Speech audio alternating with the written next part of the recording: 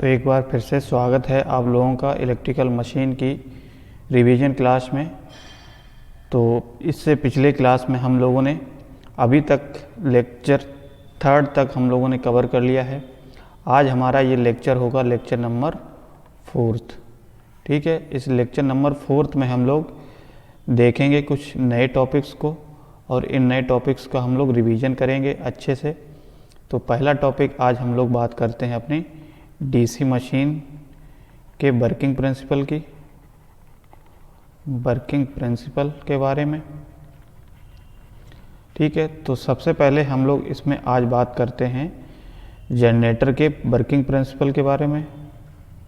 Generator working principle यानी कि generator की कार्यविधि किस तरीके से होती है, कैसे हम लोग उसके कार्यविधि को समझते हैं। ठीक है, कैसे ये वर्क करता है वो चीज़ हम लोग समझते हैं। तो जनरेटर की अगर बात करते हैं तो जनरेटर में आप सबसे पहले हम लोग देखते हैं कि आप जानते हैं कि आपका क्या होता है, एक ये आर्मेचर होता है और आर्मेचर पे ही आपके कंडक्टर्स होते हैं। ठीक है, इस तरीके से ये इस तरीके से कंडक्टर्स होते हैं और ये आपका होता है स्टेटर पार्ट। ये क्या होता है, स्टेटर पार्ट, और स्टेटर पार्ट से आपकी मैग्नेटिक फील्ड लाइन्स ये जाती हैं।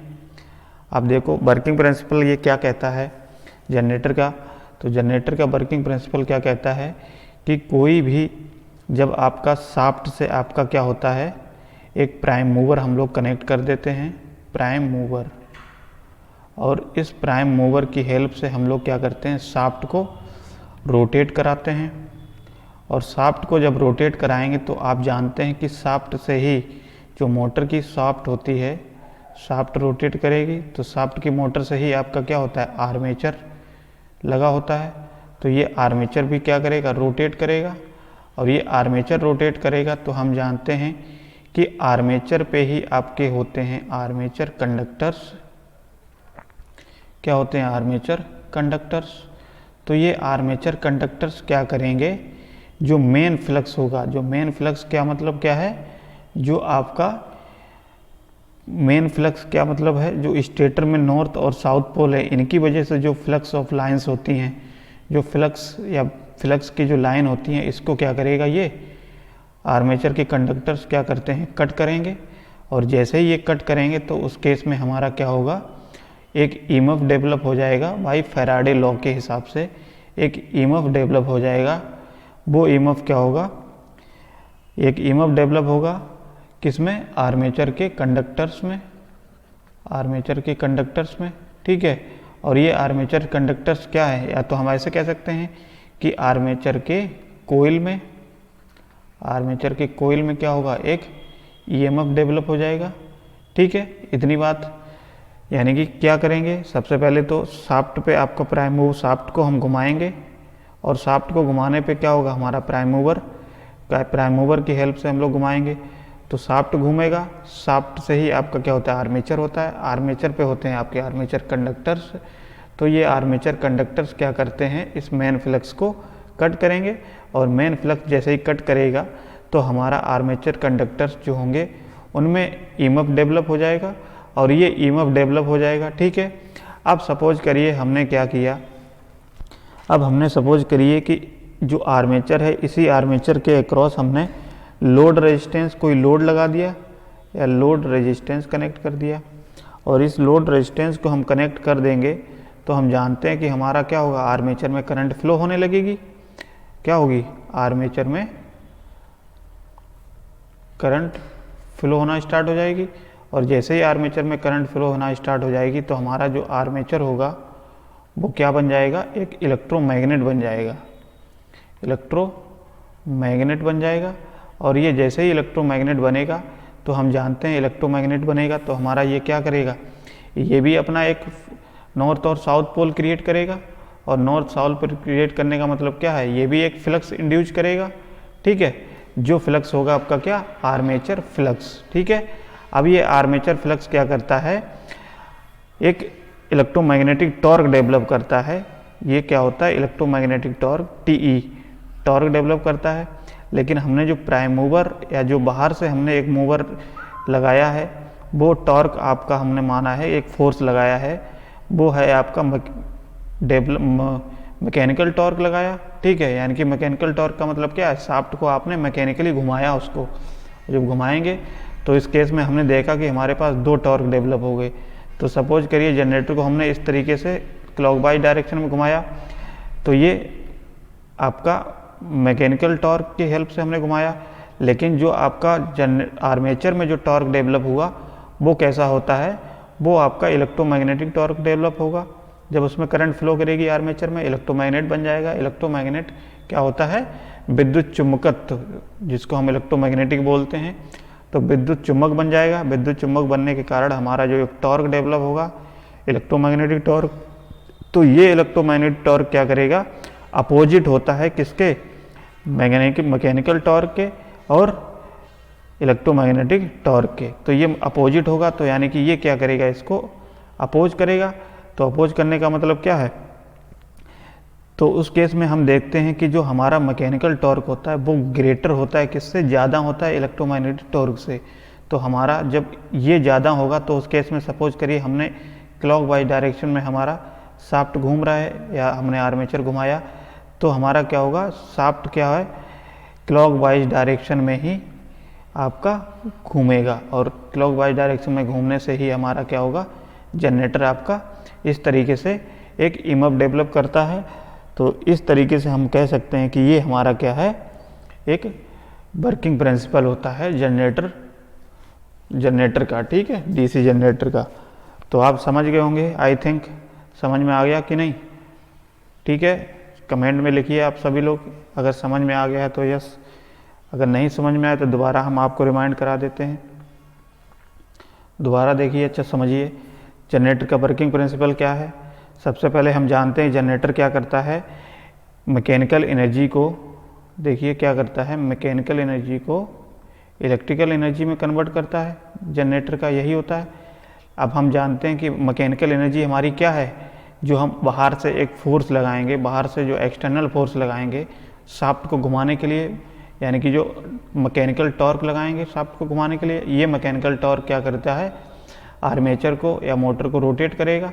और आर्मेचर शाफ्ट जैसे ही घूमेगा तो शाफ्ट पे ही आपका आर्मेचर होता है, आर्मेचर भी घूमेगा। आर्मेचर पे ही कंडक्टर्स होते हैं, तो कंडक्टर्स क्या करते हैं, इस मेन फ्लक्स को कट करेंगे। और जैसे ही मेन फ्लक्स को कट करते हैं तो आर्मेचर में जो कंडक्टर्स होते हैं उनमें एक ईएमएफ डेवलप हो जाएगा। और ईएमएफ डेवलप होने के कारण, ठीक है, अगर सपोज करिए हमने कोई आर्मेचर से कोई लोड कनेक्ट कर दिया, अगर लोड कनेक्ट कर देंगे तो उस केस में हमारी जो करंट होती है वो आर्मेचर कंडक्टर से फ्लो होना स्टार्ट हो जाएगी। और जैसे ही आर्मेचर कंडक्टर से हमारी करंट फ्लो होगी तो वहाँ से हमारा, हम जानते हैं कि हमारा जो आर्मेचर है वो विद्युत चुम्बक बन जाएगा या इलेक्ट्रोमैग्नेट बन जाएगा। तो इलेक्ट्रोमैग्नेट बनने के कारण ये भी एक टॉर्क डेवलप करेगा, इलेक्ट्रोमैग्नेटिक टॉर्क। और ये इलेक्ट्रोमैग्नेटिक टॉर्क जो डेवलप करता है वो मैकेनिकल टॉर्क के अपोजिट होता है। और मैकेनिकल टॉर्क और इलेक्ट्रोमैग्नेटिक टॉर्क की बात करें तो मैकेनिकल टॉर्क ज़्यादा होगा, क्योंकि ये हम लोग बाहर से घुमा रहे हैं, और जो उसके अंदर जो बन रहा है इलेक्ट्रोमैग्नेटिक टॉर्क वो कम होगा, ठीक है। तो इस केस में हमारा क्या होता है, जो जनरेटर है वो जनरेटर आपका इलेक्ट्रोमैग्नेटिक टॉर्क, मैकेनिकल टॉर्क जो हमने लगाया उसी की डायरेक्शन में आपका जनरेटर रोटेट करता रहेगा, ठीक है, या मशीन रोटेट करती रहेगी आर्मेचर। तो इस तरीके से हमारा क्लॉकवाइज डायरेक्शन में होता है, ठीक है। और जो ईएमएफ आपका डेवलप होता है इसमें, इसकी डायरेक्शन जो है फ्लेमिंग के, हमेशा याद रखना, फ्लेमिंग के राइट हैंड रूल से इसकी डायरेक्शन को देखा जाता है, ठीक है। इसकी डायरेक्शन को या इसके मैग्नीट्यूड को हम लोग देखते हैं या ज्ञात करते हैं, ठीक है। तो इतनी बात तो हमने कर ली है किसकी, जनरेटर के वर्किंग प्रिंसिपल की। इतनी बात समझ में आ गई। अब इसी तरीके से हम लोग क्या करते हैं, जैसे हम जानते हैं कोई भी मशीन होती है, डीसी मशीन हो, तो उसमें मशीन जो है होती है आपकी जनरेटर और मोटर दोनों की तरह वर्क कर सकती है, ठीक है। तो कंस्ट्रक्शन हमने देखा, तो कंस्ट्रक्शन आपका लगभग सेम ही होता है जनरेटर और मोटर का, ठीक है। तो इस तरीके से हमने देख लिया, ये हमारा कार्य विधि होगी किसकी, जनरेटर की। अब इसी तरीके से हम वर्किंग प्रिंसिपल देखते हैं मोटर का। तो ये क्या है, हम मोटर के देखते हैं। तो वर्किंग प्रिंसिपल ऑफ मोटर ठीक है। तो वर्किंग प्रिंसिपल ऑफ मोटर के केस में क्या होगा, अब आप जानते हैं कि मोटर क्या करता है, इलेक्ट्रिकल एनर्जी को किस में कन्वर्ट करता है, मैकेनिकल एनर्जी में। यानी कि हम कह सकते हैं जो इलेक्ट्रिकल एनर्जी है वो इनपुट हम लोग देंगे और आउटपुट पे हमको क्या मिलेगा, मैकेनिकल एनर्जी मिलेगा, मैकेनिकल एनर्जी मिलेगा। तो इतनी कॉन्सेप्ट आपको पता है, ये मोटर होता है। अब हम लोग इसकी वर्किंग प्रिंसिपल की अगर बात करते हैं तो हमने देखा कि इस तरीके से आपका क्या है, स्टेटर है, नॉर्थ पोल और साउथ पोल, ये हमने कोई आर्मेचर बना दिया, इसमें कुछ कंडक्टर्स होंगे इस तरीके से, ठीक है। आर्मेचर कंडक्टर जिसको बोलते हैं, ये हमारी क्या है, साउथ पोल है। यहाँ से हमारा फ्लक्स इस तरीके से मेन फ्लक्स जाता है नॉर्थ से निकल के साउथ की तरफ, ठीक है। तो ये हमारा मेन फ्लक्स है।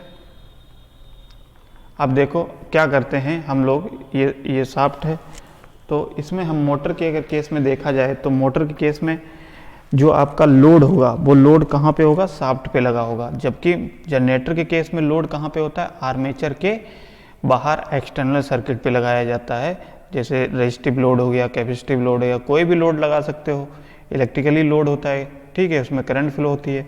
लेकिन मोटर के केस में जो आपका अगर लोड लगाओगे तो वो लोड कहाँ पे लगेगा, आपका शाफ्ट पे लगता है। ये क्या है, ये हमने क्या बना दिया, शाफ्ट पे ये कोई आपका एक लोड लगा है, इसे हमने बना दिया, ये क्या है, एक लोड है, मैकेनिकल लोड लगा है, ठीक है, मोटर केस में।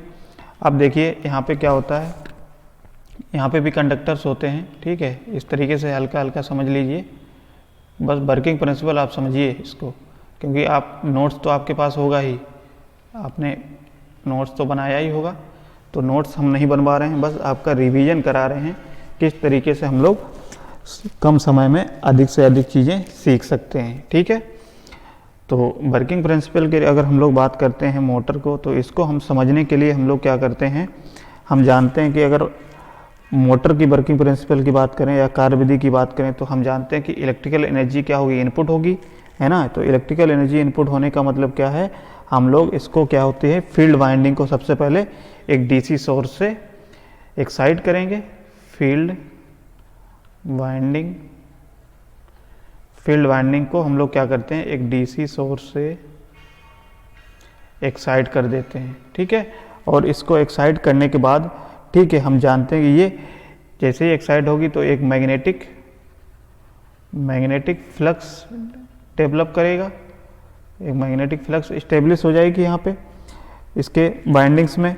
तो जिससे आपका जो फ्लक्स होगा फाई एसएच हम कह सकते हैं, सॉरी फाई कह सकते हैं, फील्ड फ्लक्स।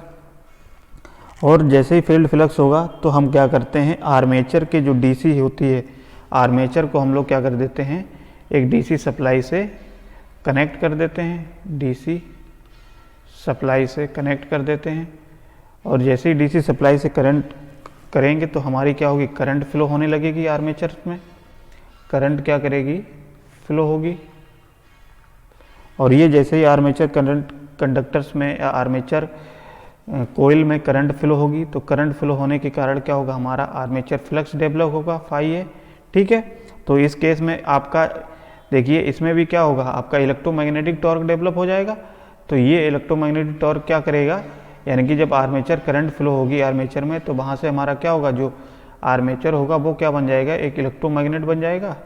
आर्मेचर क्या बन जाएगा, इलेक्ट्रोमैग्नेट, यानी कि विद्युत चुम्बक बन जाएगा।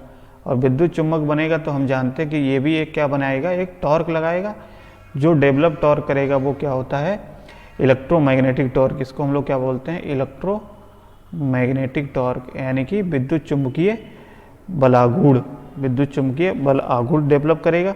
और ये विद्युत चुम्बकीय बल आघूर्ण क्या करता है, आपका मशीन को, मोटर को किस तरीके से लगाएगा। जैसे सपोज करिए इलेक्ट्रोमैग्नेटिक टॉर्क हमारा क्या है, अपोजिट डायरेक्शन में इस तरीके से लगता है।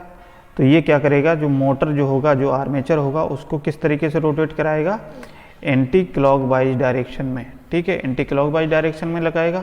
और मोटर के केस में हमने देखा था, सॉरी जनरेटर के केस में हमने देखा था कि हम लोग क्लॉकवाइज डायरेक्शन में एक मैकेनिकल टॉर्क लगाते थे। तो हमारा जो इलेक्ट्रोमैग्नेटिक टॉर्क डेवलप होता था वो आपका इसके अपोजिट डायरेक्शन में होता था।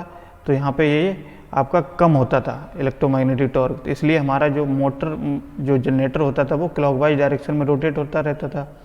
लेकिन यहाँ पे क्या है, हमने कोई भी मैकेनिकल टॉर्क नहीं लगाया है। क्या है, हमारा मैकेनिकल टॉर्क तो जीरो है, हमने कोई नहीं लगाया, तो हमारा जो टॉर्क डेवलप होगा वो क्लॉकवाइज डायरेक्शन में ही होगा, सॉरी एंटी क्लॉकवाइज डायरेक्शन में होगा। ठीक है, तो मोटर के केस में हमारा जो आर्मेचर होगा वो क्या होता है, एंटी क्लॉकवाइज डायरेक्शन में रोटेट करने लगेगा। ठीक है, एंटी क्लॉकवाइज डायरेक्शन में रोटेट करने लगेगा। ठीक है, और इस पे हमारा ये लोड कनेक्ट होता है इस तरीके से। तो आप जानते हैं कि जैसे ही इलेक्ट्रोमैग्नेटिक टॉर्क डेवलप होगा तो ये एक फोर्स डेवलप करता है इलेक्ट्रोमैग्नेटिक टॉर्क। ठीक है, जैसे हम जानते हैं फोर्स कितना हो, BIL यही होता है। ठीक है, तो ये फोर्स होता है, और इस फोर्स की अगर डायरेक्शन की बात करें तो ये हम ध्यान देंगे हमेशा फ्लेमिंग लेफ्ट हैंड रूल का यूज करते हैं इसको निकालने के लिए। ठीक है, तो इतनी बात समझ में आ गई। तो ये चीज़ होती है आपकी, जस्ट उसका अपोजिट होता है वर्किंग प्रिंसिपल, डीसी जनरेटर के अपोजिट ही होता है। ठीक है, तो एक बार फिर से समझ लेते हैं क्या है। मोटर है, तो मोटर के केस में हमको पता है कि इनपुट पे हम लोग क्या देंगे, इलेक्ट्रिकल इनपुट देंगे, और आउटपुट पे हमको क्या मिलेगा, मैकेनिकल आउटपुट मिलेगा। तो मैकेनिकल आउटपुट मिलने के लिए क्या करेंगे, सबसे पहले हम लोग सप्लाई देंगे, आर्मेचर को सप्लाई देंगे। आर्मेचर को सप्लाई देंगे तो हमारा क्या होगा, आर्मेचर में करंट फ्लो होगी, और ये जैसे ही आर्मेचर पे करंट फ्लो होगी तो आर्मेचर पे करंट फ्लो होने की वजह से हम जानते हैं कि हमारा जो आर्मेचर होगा वो एक फ्लक्स डेवलप करेगा, आर्मेचर फ्लक्स। और ये आर्मेचर फ्लक्स क्या कर देगा, उस जो मैग्नेट है जो आर्मेचर है उसको एक इलेक्ट्रोमैग्नेट में कन्वर्ट कर देगा, या इलेक्ट्रोमैग्नेट बना देगा, या विद्युत चुम्बकीय बना देगा, विद्युत चुम्बक बना देगा। और ये विद्युत चुम्बक क्या करेगा, एक इलेक्ट्रोमैग्नेटिक टॉर्क डेवलप करेगा, और ये इलेक्ट्रोमैग्नेटिक टॉर्क क्या होगा, वो एंटी क्लॉकवाइज डायरेक्शन में एक फोर्स लगाएगा। ठीक है, एक फोर्स लगाएगा, जो फोर्स होता है F = BIL। ठीक है, तो ये फोर्स लगाएगा, तो इससे हमारा क्या होगा, जो आपका शाफ्ट होगा वो आपका घूमने लगेगा, किसके, एंटी क्लॉकवाइज डायरेक्शन में। ठीक है, तो इस तरीके से हमारा अगर शाफ्ट पे कोई लोड कनेक्ट है तो लोड आपका क्या करेगा, उसको अपोज करेगा इलेक्ट्रोमैग्नेटिक टॉर्क को, क्योंकि लोड क्या है, एक फ्रैक्शन लोड है, हम मान चलते हैं। तो ये क्या करता है, इलेक्ट्रोमैग्नेटिक टॉर्क को अपोज करेगा। लेकिन जो आपका इलेक्ट्रोमैग्नेटिक टॉर्क होता है वो लोड टॉर्क से ज़्यादा इसमें डेवलप होता है। क्या होता है, इलेक्ट्रोमैग्नेटिक टॉर्क जो होता है वो ज़्यादा होगा किससे, इसके लोड टॉर्क से। यानी कि जो लोड का टॉर्क है, लोड पे जो फोर्स है शाफ्ट पे, उससे ज़्यादा होगा, तो आपका जो एंटी क्लॉकवाइज ही डायरेक्शन में ये घूमने लगता है। ठीक है, तो ये वर्किंग प्रिंसिपल होता है डीसी मोटर का। आ गया समझ में? आ गया हो तो आप लोग सभी लोग जो है कमेंट में यस करके लिखिए। ठीक है, यस करके लिखिए।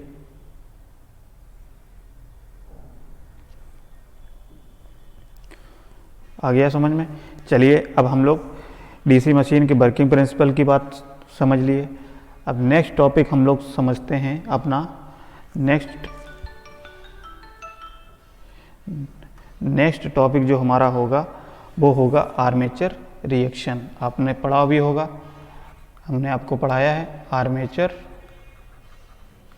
रिएक्शन। तो आर्मेचर रिएक्शन क्या होता है इसको हम लोग समझ लेते हैं एक बार फिर से।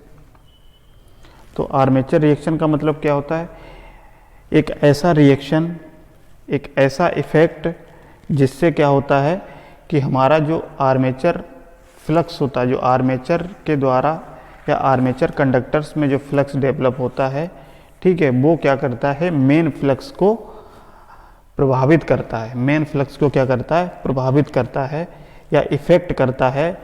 इसी को हम लोग क्या बोल देते हैं, आर्मेचर रिएक्शन बोल देते हैं। तो अगर आप लिखना चाहेंगे तो हम लोग कैसे लिखेंगे इसको, आर्मेचर रिएक्शन क्या है, आर्मेचर रिएक्शन एक इफेक्ट है, ठीक है, एक क्या है, इफेक्ट है, किसका, ऑफ इफेक्ट है और मैग्नेटिक फ्लक्स का, मैग्नेटिक फ्लक्स का। और ये मैग्नेटिक फ्लक्स आर्मेचर करंट के कारण डेवलप होता है, आर्मेचर करंट जो आर्मेचर करंट के द्वारा जो मैग्नेटिक फ्लक्स डेवलप हुआ है, इसका इफेक्ट होता है किस पे? On main flux. अब ये मेन फ्लक्स जो होता है वो किसकी वजह से डेवलप होता है? ये डेवलप होता है आपकी फील्ड करंट की वजह से, या फील्ड बाइंडिंग में डेवलप होता है। ठीक है, तो ये होता है आर्मेचर फ्लक्स फाई ए, ये होता है मेन फ्लक्स फाई एम। यानी कि ये आर्मेचर रिएक्शन एक ऐसा इफेक्ट होता है जो क्या करता है? मेन फ्लक्स को अफेक्ट करता है, मेन फ्लक्स को प्रभावित करता है। ठीक है, तो जैसे मेन फ्लक्स क्या है आपका? फाई एम, इसको क्या करेगा? ये प्रभावित करेगा कौन? फाई ए। ठीक है, इसी को हम लोग क्या बोल देते हैं? Armature reaction. अब इस आर्मेचर रिएक्शन की वजह से क्या होगा, वो चीज़ हम लोग आगे देखेंगे। ठीक है, तो फिलहाल आपसे अगर डेफिनेशन पूछी जाए तो आप क्या बताएंगे?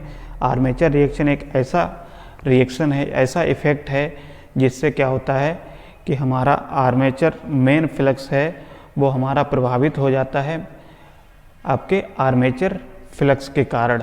ठीक है, आप इस तरीके से भी लिख सकते हो। ठीक है, तो आर्मेचर रिएक्शन कब होता है? हमेशा ध्यान देना, आर्मेचर रिएक्शन आपका हमेशा लोडेड कंडीशन में ही होगा, जब आपका जनरेटर लोड कंडीशन में होगा। क्योंकि आप जानते हो लोड कंडीशन में होगा, तो लोड कंडीशन के केस में ही आपकी जो करंट होगी आर्मेचर करंट फ्लो होगी, और ये आर्मेचर करंट फ्लो होगी तो हमारा जो फ्लक्स डेवलप होगा आर्मेचर करंट के कारण वो फाई ए होगा। अब ये फाई ए तभी तो आपका क्या करेगा? मेन फ्लक्स को अफेक्ट करेगा, मेन फ्लक्स को प्रभावित करेगा। तो चलिए इसका हम लोग एक डायग्राम बना करके इसको देख लेते हैं। तो जैसे अगर हम लोग देखें आर्मेचर रिएक्शन को समझने के लिए इसकी हम लोग 3 कंडीशंस को एज्यूम करते हैं। पहले कौन कौन सी? तो हम लोग पहले 3 कंडीशन को एज्यूम कर लेते हैं, कंडीशन 1 और कंडीशन 2, कंडीशन 3। 3 कंडीशन में हम लोग क्या करेंगे? डायग्राम को बनाएंगे। तो सबसे पहले अगर हम लोग बात करते हैं, ये हमारा एक आर्मेचर है मान लिया, और ये आपका स्टेटर पोर्शन है कोई, जिसमें नॉर्थ पोल और साउथ पोल बने हैं, नॉर्थ पोल साउथ पोल बने हैं। ये कोई शाफ्ट है, यहाँ पे कोई कंडक्टर्स लगे हैं मान लिया इस तरीके से। ठीक है, ये क्या है? कंडक्टर्स लगे हैं आर्मेचर पे। ये हमने शो कर दिए इसके डॉट से, ये क्या है? डॉट हैं, यानी कि जो करंट की डायरेक्शन होगी वो आउटवर्ड होगी। ये हमने क्रॉस से दिखा दिया, ये हमने कंडक्टर को क्रॉस से दिखा दिया। ये डायग्राम आपका बना होगा, तो फिलहाल मैं आपको समझाने के लिए बना रहा हूँ, तो आपको बनाना नहीं है डायग्राम, बस आपको देखना है केवल। अच्छे से आप देखते रहिए, बस कॉन्सेप्ट को समझते रहिए, आपको कुछ भी नोट करने की ज़रूरत नहीं है। ठीक है, तो ये मान लिया हमने कंडीशन 1 का डायग्राम। तो कंडीशन 1 में हमने एज्यूम किया क्या कि हमारा आर्मेचर करंट जो है वो 0 है। यानी कि आर्मेचर करंट 0 कब होगी? जब आपका नो लोड पे होगा, नो लोड पे। तो नो लोड पे आपकी कोई करंट फ्लो नहीं करेगी, तो उस केस में जो फ्लक्स आपका होगा, जो फ्लक्स का डिस्ट्रीब्यूशन होगा, वो फ्लक्स का डिस्ट्रीब्यूशन कैसे होगा? फ्लक्स डिस्ट्रीब्यूशन केवल किसकी वजह से होगा? आपका मेन फ्लक्स की वजह से। तो मेन फ्लक्स क्या है? आपका नॉर्थ पोल से साउथ पोल की तरफ ये फ्लक्स आपका दिख रहा है, यही आपका क्या होता है? मेन फ्लक्स होता है। ठीक है, तो ये क्या है? ये आपका है मेन फ्लक्स। मेन फ्लक्स जिसको हम रिप्रेजेंट करते हैं फाई एम से। ठीक है, तो पहली कंडीशन तो ये आ गई। अगर इसका हम लोग मेन फ्लक्स का डायग्राम बनाएं तो मेन फ्लक्स किस तरीके से शो किया गया है? यानी कि इस तरीके से आपका मेन फ्लक्स फाई एम दिया गया है। ठीक है, इसको सही बना लेते हैं।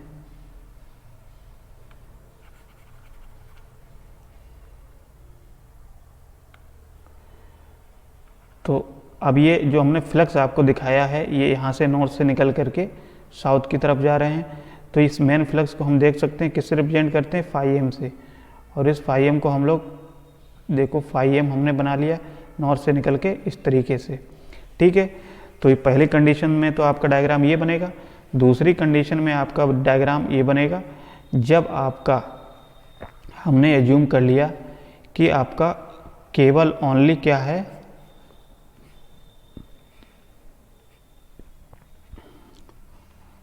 ओनली आर्मेचर करंट फ्लो हो रही है। ठीक है, आर्मेचर करंट फ्लो हो रही है यानी कि लोड कनेक्ट है। तो लोड कनेक्ट होने का मतलब क्या है, आपकी कुछ करंट फ्लो होगी तो इसमें कुछ कंडक्टर्स हैं, मान लिया ये है डॉट डॉट डॉट, ये आप समझ लीजिए, बस क्रॉस समझिए। और यहाँ पे जो करंट का जो आपका डिस्ट्रीब्यूशन होगा, तो आप जानते हैं कि जो करंट होगी तो कंडक्टर के चारों तरफ आपकी फ्लक्स इस तरीके से होगा, इसके चारों तरफ आपके इस तरीके से फ्लक्स होगा डेवलप, और इसके चारों तरफ आपका फ्लक्स इस तरीके से डेवलप होगा, इसके इस तरीके से। ठीक है, तो ये जो फ्लक्स होता है वो आर्मेचर फ्लक्स होता है। क्या होता है?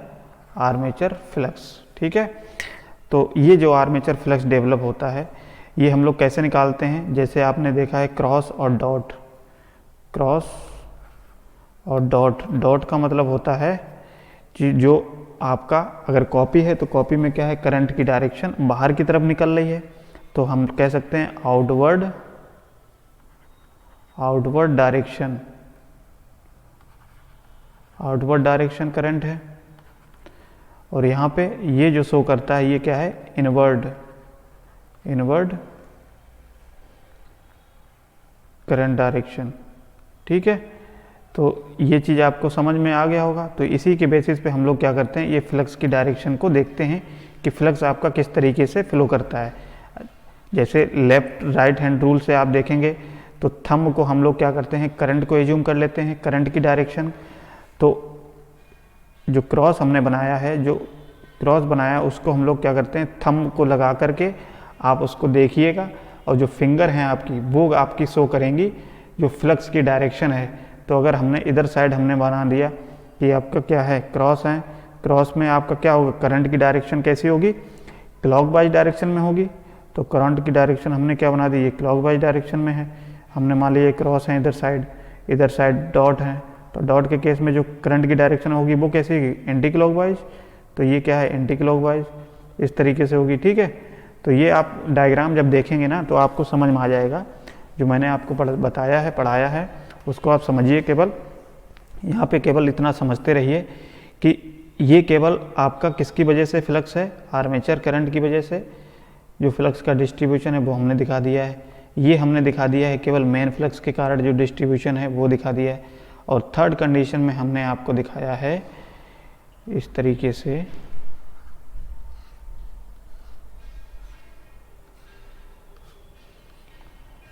ये हम लोग कोई मान लेते हैं कंडक्टर्स हैं, ये कोई क्रॉस हैं, ये डॉट हैं। ठीक है, इसे ही एज्यूम कर लीजिए आप। और यहाँ पे हमने देखा कि आपका जो आर्मेचर है, आर्मेचर करंट भी है और फ्लक्स, जो मेन फ्लक्स है वो भी है। ठीक है, तो इसमें दोनों की डायरेक्शन आप दिखाएंगे इस तरीके से, इस तरीके से। और इसकी वजह से हमने बताया कि इस तरीके से डायरेक्शन होती है, इस तरीके से। ठीक है, इस तरीके से आप बना लीजिए, बस हमने जस्ट ऐसे ही बना दिया है इस तरीके से। तो यहाँ से जब देखोगे तो हमारा ये क्या करेगा, ये जो मेन फ्लक्स है ये आर्मेचर फ्लक्स है फाई ए, और ये जो है आपका ये मेन फ्लक्स है। तो ये देखिए आर्मेचर फ्लक्स मेन फ्लक्स को क्या अफेक्ट कर रहा है कि नहीं कर रहा है। तो ये आर्मेचर फ्लक्स को जो मेन इफेक्ट, जो आर्मेचर फ्लक्स है मेन फ्लक्स को क्या करेगा, प्रभावित करेगा। तो प्रभावित करने पे फिर हमारा डायग्राम किस तरीके से बनेगा, इस तरीके से बनेगा। आप बना लीजिए थोड़ा सा समझने के लिए। तो ये हमारा जो फ्लक्स मेन फ्लक्स है वो हमारा मेन फ्लक्स कैसे इस तरीके से बाईपास होगा, यहाँ से इस तरीके से हमारा फ्लो होने लगेगा। क्योंकि आपका क्या करेगा, ये कट इसको इफेक्ट करेगा, इस पर रिएक्ट करेगा, तो हमारा फ्लक्स क्या करेगा, इस तरीके से आपका चला जाएगा। अब यहाँ पे जाने के कारण हमारा देखिए इस पोल के टॉप पे आपका क्या होता है, हमारा मैक्सिमम फ्लक्स है। ठीक है, और इस पोल पे भी मैक्सिमम फ्लक्स देखने को मिल रहा है, बताइए दिख रहा है कि नहीं। तो इस मेन पोल की फिजिक्स, इसकी वजह से देखिए हमारा इस पोर्शन में तो क्या है, फ्लक्स कम हो गया, जो मेन फ्लक्स है वो कम हो जाएगा कि नहीं, और ये कम होने के कारण हमारा क्या होता है, मेन फ्लक्स डीमैग्नेटाइजेशन प्रोसेस या डीमैग्नेटाइजेशन होने लगता है। ठीक है, इसी को हम लोग बोल देते हैं डीमैग्नेटाइजिंग इफेक्ट, यानी कि फ्लक्स जो नेट फ्लक्स होता है, जो मेन फ्लक्स होता है वो हमारा कम हो जाता है, उसी को हम लोग क्या बोल देते हैं, डीमैग्नेटाइजिंग इफेक्ट बोल देते हैं। और जो हमारा क्रॉस जो होता है, क्रॉस मैग्नेटाइजिंग क्या होता है, फ्लक्स जिससे आपका डिस्टॉर्ट हो जाता है या चितर बितर हो जाता है इधर उधर, तो हमारा वो कहलाता है क्रॉस मैग्नेटाइजिंग इफेक्ट। ठीक है, तो बेसिकली ये 3 डायग्राम है, इसको आप समझिए।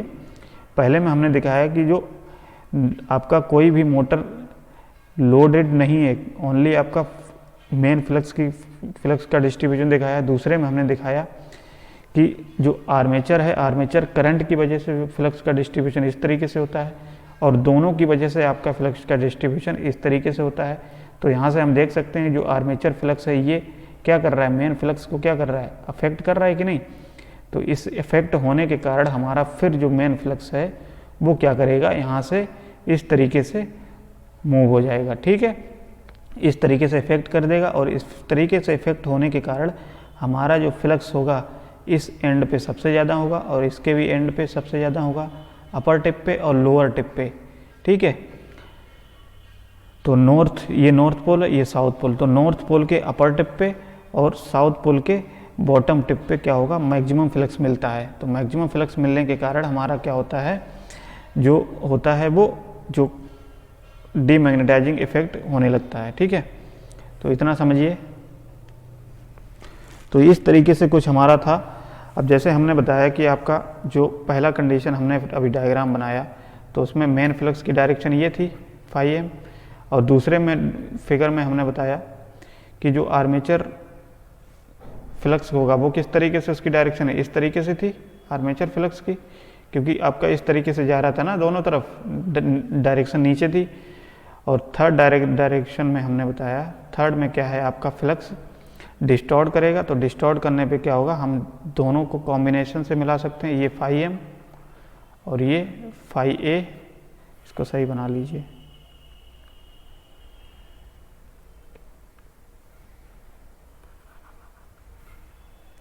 तो ये क्या है, हम लोग किस तरीके से इसको बनाएंगे। तो अगर इन दोनों का कॉम्बिनेशन देखें तो हमारा देखिए ये क्या बनेगा, ये हमारा φa है।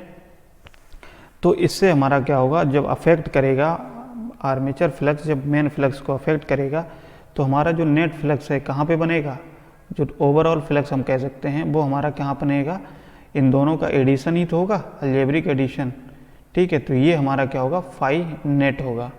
तो फाई नेट होगा इस तरीके से। ठीक है, इतनी बात समझिए। और ये हमारा जो होगा न्यू MNA होगा। हमेशा ध्यान रखना, जो MNA होता है वो आपका नेट फ्लक्स के हमेशा परपेंडिकुलर होता है। ये क्या है, नेट फ्लक्स के परपेंडिकुलर हमेशा होता है। तो ये हमारा फ्लक्स परपेंडिकुलर हो गया। अभी जब आपका नहीं हो रहा था तो उस केस में आपका फ्लक्स किस तरीके से था, यही था φm, और इस तरीके से हमारा ये था। तो हमारा MNA कहाँ पे था, ये यहाँ पे था। ठीक है, MNA और GNA कॉन्साइड कर रहे थे। MNA क्या होता है, तो MNA आप ध्यान देना क्या होता है, magnetic neutral axis, magnetic neutral axis. ठीक है, तो इस तरीके से हमारा क्या होता है, ये नेट फ्लक्स क्या होता है, फाई नेट का ये डायग्राम बनता है। अब देखो क्या होता है, आर्मेचर रिएक्शन के कारण हमारी क्या क्या दिक्कतें आती हैं, तो वो चीज़ हम लोग समझ लेते हैं। तो इसको क्या करते हैं हम लोग और समझते हैं। तो इफेक्ट ऑफ आर्मेचर रिएक्शन, तो आर्मेचर रिएक्शन के इफेक्ट क्या क्या होते हैं। इफेक्ट ये होता है कि हमारा जो क्या होता है, फ्लक्स जो मेन फ्लक्स होता है, मेन फ्लक्स क्या होगा, वो रिड्यूस हो जाएगा, और मेन फ्लक्स जब रिड्यूस हो जाएगा तो हम जानते हैं कि हमारा फ्लक्स के कारण ही हमारा क्या होता है, टर्मिनल वोल्टेज होगा वो क्या हो जाएगा, वो भी कम हो जाएगा। ठीक है, तो हमारा टर्मिनल वोल्टेज कम हो जाएगा, और इस मेन फ्लक्स के कम होने के कारण ही, या ओवरऑल फ्लक्स कम होने के कारण ही हम इस इफेक्ट को बोल देते हैं डी डीमैग्नेटाइजिंग इफेक्ट, क्या बोलते हैं, डीमैग्नेटाइजिंग इफेक्ट। ठीक है, दूसरा इफेक्ट क्या, दूसरा चीज़ क्या हो जाती है आर्मेचर रिएक्शन की वजह से, तो आर्मेचर रिएक्शन की वजह से क्या होता है, जो हमारा फ्लक्स होता है, जो मेन फ्लक्स होता है, मेन फ्लक्स वो क्या हो जाएगा, डिस्टॉर्ट कर जाएगा, डिस्टॉर्ट करेगा। तो मेन फ्लक्स जब डिस्टॉर्ट करता है तो उस केस में इस मेथड को हम लोग क्या बोल देते हैं, क्रॉस मैग्नेटाइजिंग इफेक्ट। ठीक है, मैग्नेटाइजिंग इफेक्ट। ठीक है, तो ये चीज़ें आपकी कम हो जाती हैं, ये इफ़ेक्ट होते हैं किसके केस में, आर्मेचर रिएक्शन के इफ़ेक्ट होते हैं। ठीक है, अब बात आती है कि हमारा जो MNA जब होता है, MNA भी शिफ्ट हो जाता है मेन फ्लक्स के साथ में। तो इस केस में हमारा क्या होता है, जब मेन फ्लक्स शिफ्ट होगा तो उस केस में हमारा ब्रश भी शिफ्ट होना चाहिए। अगर ब्रश शिफ्ट नहीं होता है तो इसी के कारण हमारा जो फ्लक्स डिस्टॉर्ट के कारण ही हमारे क्या होते हैं, जो ब्रश होते हैं उन ब्रश के कांटेक्ट पे क्या होता है, स्पार्किंग डेवलप हो जाता है, स्पार्किंग उत्पन्न हो जाता है या स्पार्किंग डेवलप हो जाता है। अब इस स्पार्किंग को कम करने के लिए, रिड्यूस करने के लिए हम लोग क्या करते हैं कि हमको ब्रश को भी शिफ्ट करना पड़ेगा, है ना, उसी फ्लक्स के साथ में। तो हमको क्या करना पड़ेगा, ब्रश शिफ्टिंग भी करनी पड़ेगी। ठीक है, ब्रश शिफ्टिंग भी करनी पड़ेगी। ठीक है, इतनी बात समझ में आ गई। तो ये सारे इफेक्ट होते हैं आर्मेचर रिएक्शन।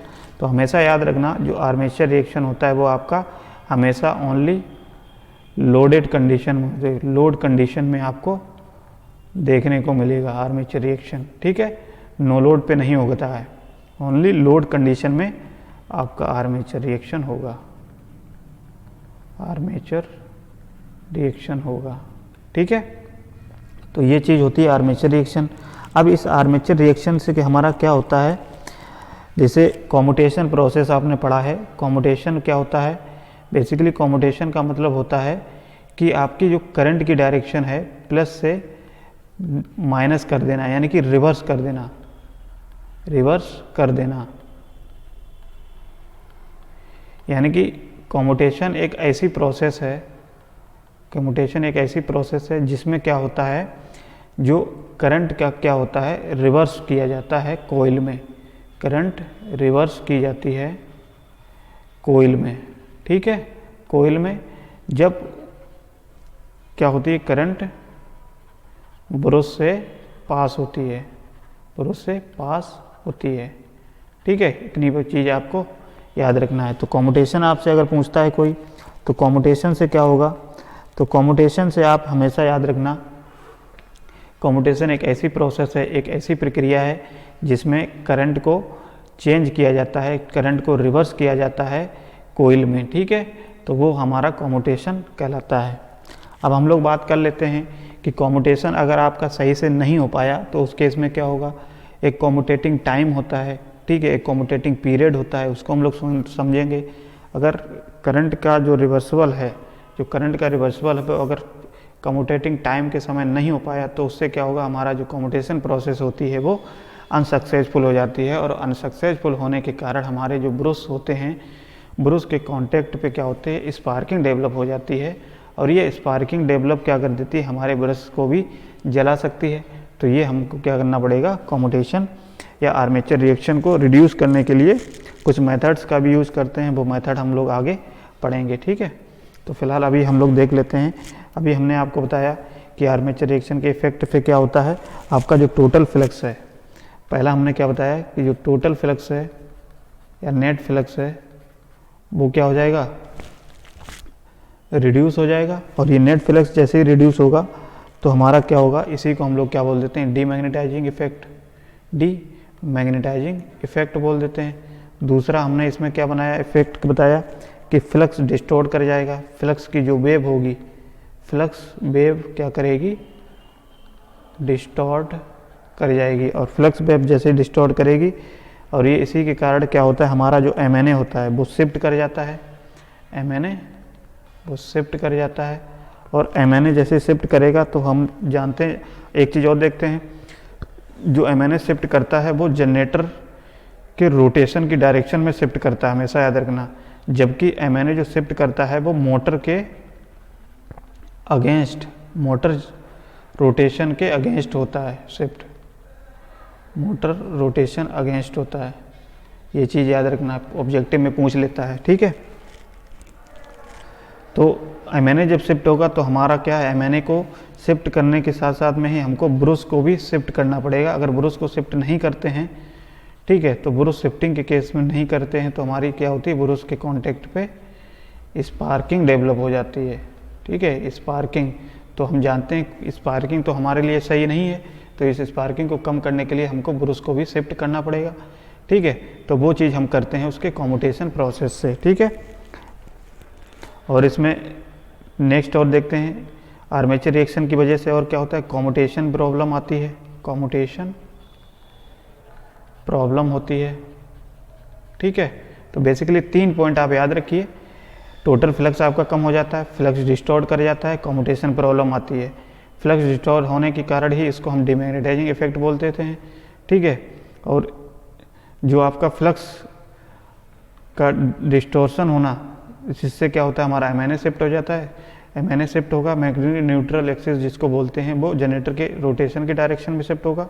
जबकि मोटर है तो मोटर के केस में आपका रोटेशन के अगेंस्ट शिफ्ट होगा, यानी कि विपरीत डायरेक्शन में होगा। अगेंस्ट कह सकते हो या अपोजिट कह सकते हो, यहाँ पे अपोजिट डायरेक्शन, ठीक है, अपोजिट डायरेक्शन भी कह सकते हो। इतनी बात समझ में आ गई।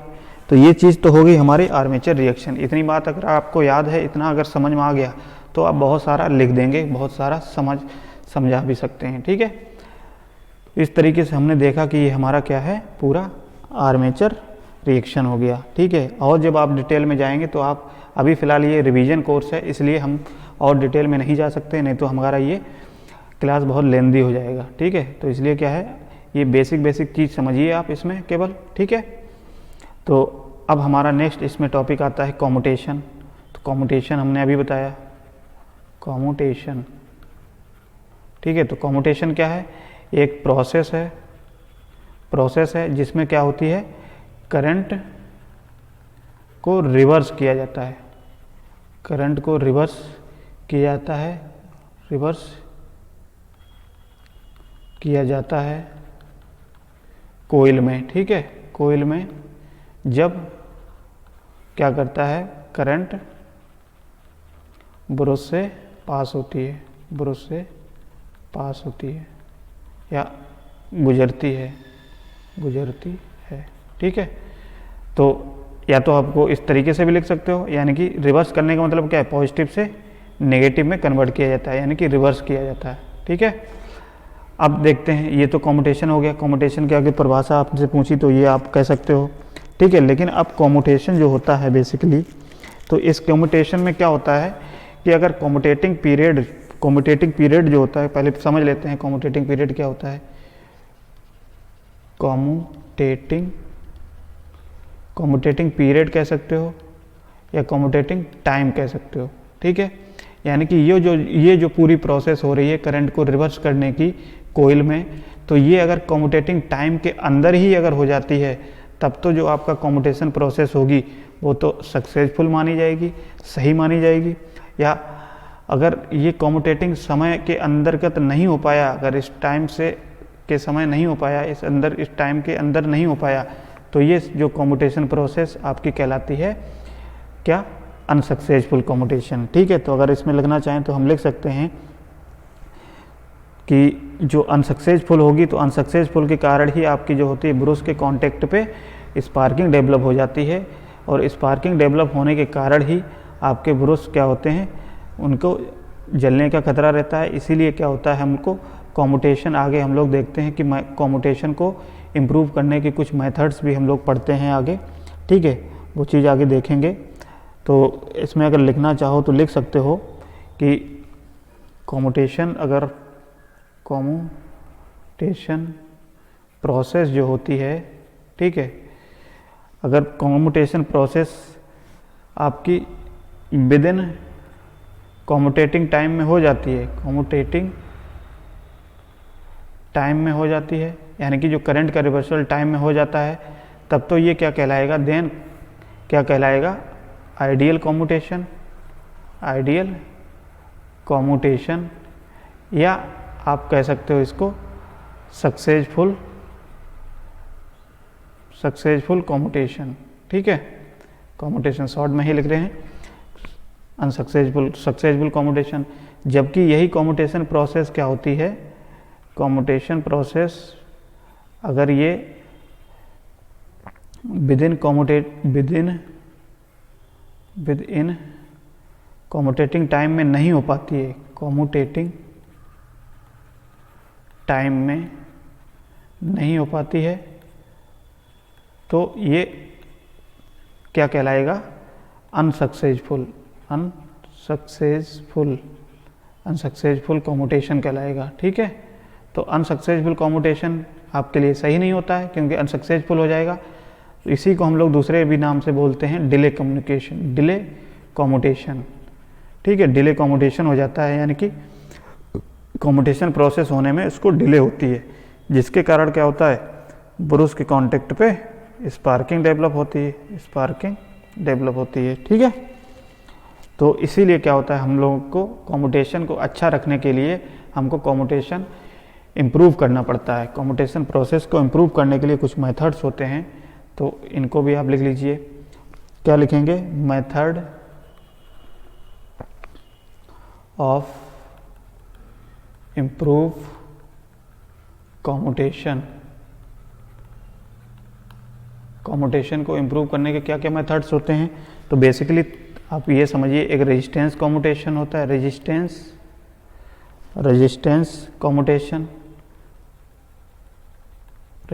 कॉम्यूटेशन से हम लोग क्या करते हैं। दूसरा जो मेथड होता है आपका वोल्टेज कॉम्यूटेशन।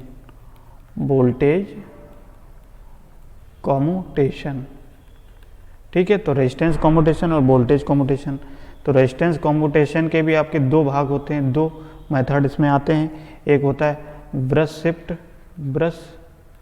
शिफ्ट, और दूसरा मेथड आता है इंटरपोल। ठीक है, तो ये मेथड होते हैं। इन मेथड को हम लोग क्या करेंगे, अगले क्लास में हो सकता है, चलिए अगले क्लास में हम लोग पढ़ेंगे इनको। तो अगर आप चलिए समझ लेते हैं, अच्छा थोड़ा समझ लेते हैं इसमें। तो रेजिस्टेंस कॉम्यूटेशन में क्या होता है, हम लोग रेजिस्टेंस कॉम्यूटेशन को या कॉम्यूटेशन को इम्प्रूव करने के लिए क्या करते हैं, जो आपके ब्रश होते हैं, ठीक है, तो इसमें आपके कार्बन के ब्रश यूज किए जाते हैं इस कॉम्यूटेशन प्रोसेस, रेजिस्टेंस कॉम्यूटेशन को इम्प्रूव करने के लिए। ठीक है, तो कार्बन के ब्रश का यूज किया जाता है, जिसमें क्या होता है, कार्बन का ब्रश यूज करने पे क्या होता है, इसका रेजिस्टेंस हाई होता है, और हाई रेजिस्टेंस होने के कारण जो करंट फ्लो होती है, जो स्पार्किंग करंट फ्लो होती है, वो कम से कम होती है।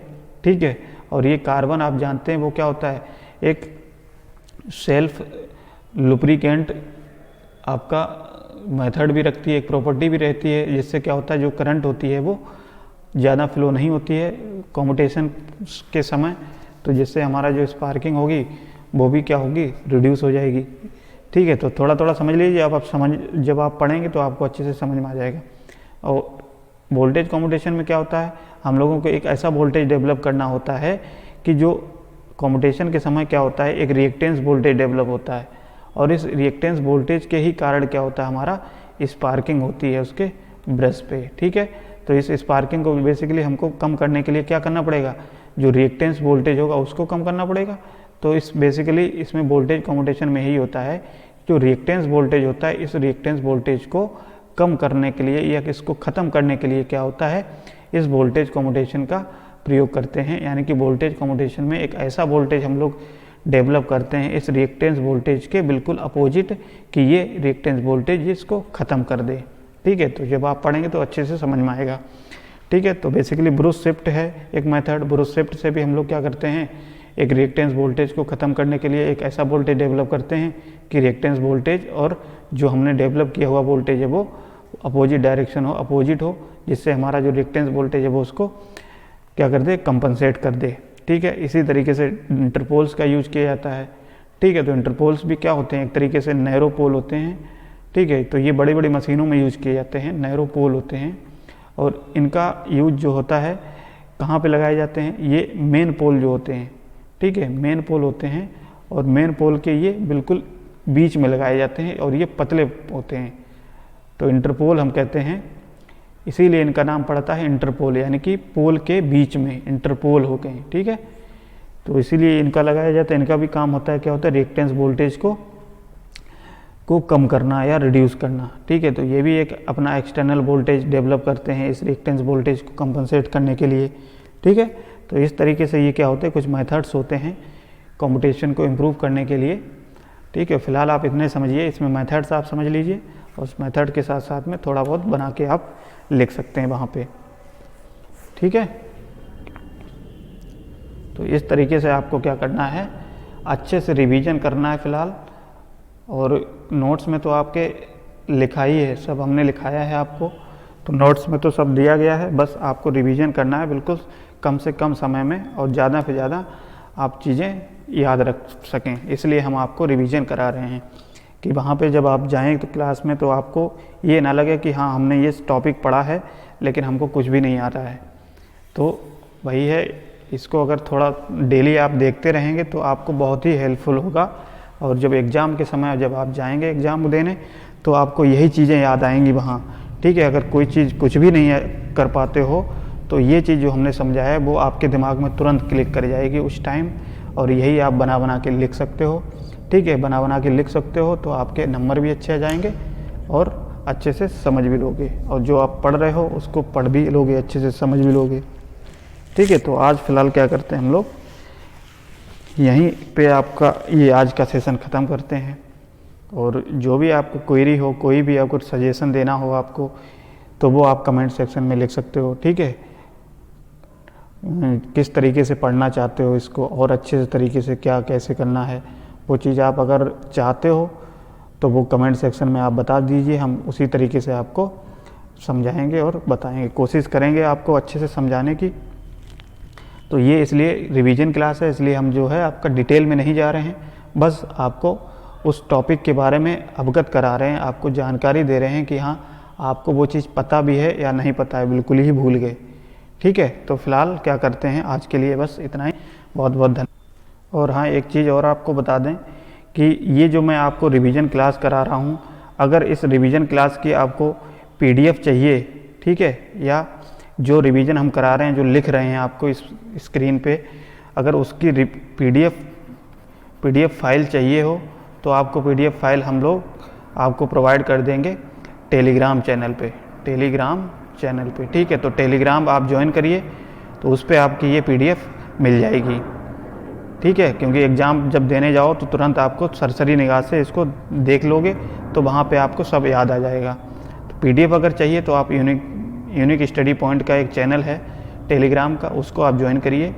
क्या है, यूनिक स्टडी पॉइंट और हैशटैग, इस तरीके से आपका है कुछ चैनल आपका, ये चैनल आप टेलीग्राम में है, इसको ज्वाइन करिए सभी लोग, जिससे आपका जो भी रिवीजन क्लास हम करा रहे हैं उसकी सारी PDF हम आपको इस पे दे देंगे, ठीक है।